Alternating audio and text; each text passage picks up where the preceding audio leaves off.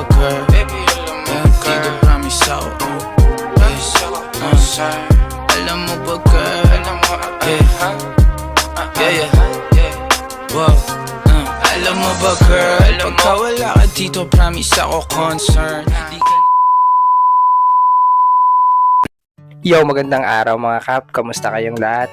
Ang session na to ay naganap last December 11, 2023 at yun ay Monday. Meron nga pala tayong home service clients from Santo Tomas, Batangas, kaya tara samahan nyo ako ngayong araw. So bali 9:20 in the morning, nasa biyahe na ako papunta sa unang kliyente natin ngayong araw. From Levittown to Walter Mart siguro 15 to 20 minutes yung biyahe sa jeep at ito nga pala si client. Sinundo niya tayo sa harap ng Walter Mart. At si client nga pala ay located sa San Pedro, Santo Tomas, Batangas. Ito nga pala yung buhok niya bago yung session natin. Bali para sa unang session natin ngayon sa video na to ay dreadlock installation. Si client ay may sarili niyang dreadlock extension, so bali labor lang yung babayaran niya sa akin. Magpapa-install lang siya ng extensions niya. After ng ilang minutes, ito tapos na tayo mag-partitioning, pwede na tayo mag-start sa pag-i-install ng extensions. Sa part na to, nagkakabit na kami ng extensions at may ilang peraso na rin tayo na ikabit. Bali, ang extensions nga pala na to ay ako rin gumawa way back 2021. Ang material nga pala ng extensions na to ay Canikalon material nga pala siya para sa synthetic o artificial hair. Tapos, kinabit ko siya sa tropa niya. Then, binili niya at recommend naman niya ako bilang artist. So, ayun. Kaya kami nagkakilala ni client. So sa part na to, na-install na natin lahat ng extensions ni client. In total, nasa 26 pieces yan. Hindi naman siya kailangan ng repair or cleaning kasi medyo malinis naman siya since synthetic nga pala to. At ito na nga yung naging final result ng unang session natin para sa video na to. Galing pa na San Pedro, Santo Tomas, Batangas, home service client, dreadlock installation, 26 pieces. So ayan, bago tayo pumunta sa sunod nating kliyente, kakain muna tayo.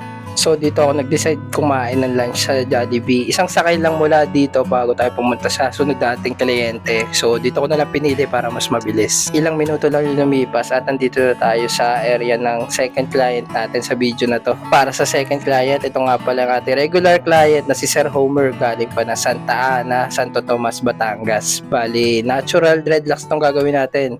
From roots to tips, walang extensions ng si client at almost 2 years na rin natin naalagaan yung dreadlocks niya. Sa natatandaan ko, last April pa namin to huling ni-repair at yung dreadlocks nga pala ni Sir ay halos araw-araw niya nililiguan.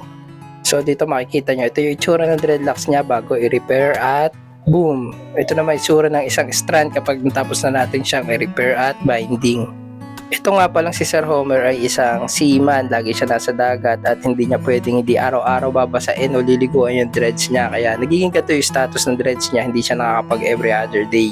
Hindi man siya isa sa mga day ones ko, isa naman siya sa mga regularly na nagpapa-repair. Talagang regular client ko to si Sir Homer. From roots to tips ako nag-aalaga niyang dreads niya, wala siyang extensions. Kauuwi nga lang pala ng bansa ni Sir, siguro 1 day o 2 day pa lang siya dito sa bansa at initially isa lang yung client natin sa video na to. Pero dahil may home service tayo sa Santo Tomas, nag-post ako sa page ko sino gusto sumabay at yun, luckily nabasa naman ni Sir. So sa part na to, tapos na tayo mag-repair. Maraming salamat nga pala kay Sir Homer sa additional tips na binigay sa akin tsaka pasalubong para sa baby ko. Ito na yung final result ng second client natin. Roots to tips, semi-full head, natural dreadlocks, no extensions, and treatment. Ayan, maraming salamat kay Sir Homer. So, uwian na. Tapos na tayo sa second client natin sa araw na to. Sakay tayo ngayon sa third client natin. Since galing tayo sa Santo Tomas, itong third client natin ay from Tanawan City naman. Additional strand nga pala yung gagawin natin kay client. At dahil wala ako dalang strand nung araw na yan, no choice, kailangan namin umuwi sa shop.